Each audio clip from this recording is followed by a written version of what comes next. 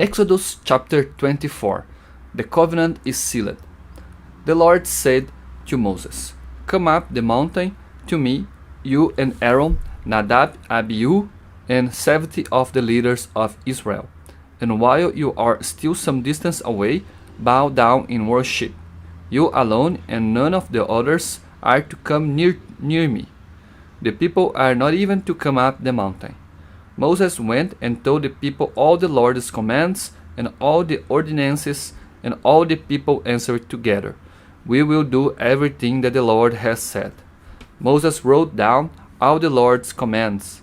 Early the next morning he built an altar at the foot of the mountain and set up 12 stones, one for each of the 12 tribes of Israel. Then he sent young men, and they burned sacrifices to the Lord and sacrificed some cattle as fellowship offerings. Moses took half of the blood of the animals and put it in bowls, and the other half he threw against the altar. Then he took the book of the covenant, in which the Lord's commands were written, and read it aloud to the people. They say, "We will obey the Lord and do everything that he has commanded." Then Moses took the blood in the bowls and threw it on the people. He said, "This is the blood that seals the covenant which the Lord made with you when he gave all these commands." Moses, Aaron, Nadab, Abihu, and 70 of the leaders of Israel went up the mountain, and they saw the God of Israel. Beneath his feet was what looked like a pavement of sapphire, as blue as the sky. God did not harm these leading men of Israel. They saw God, and then they ate and drank together.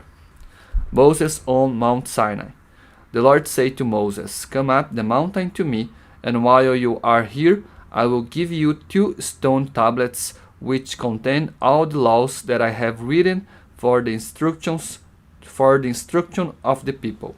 Moses and his helper Joshua got ready, and Moses began to go up the holy mountain. Moses said to the leaders, "Wait here in the camp for us until we come back.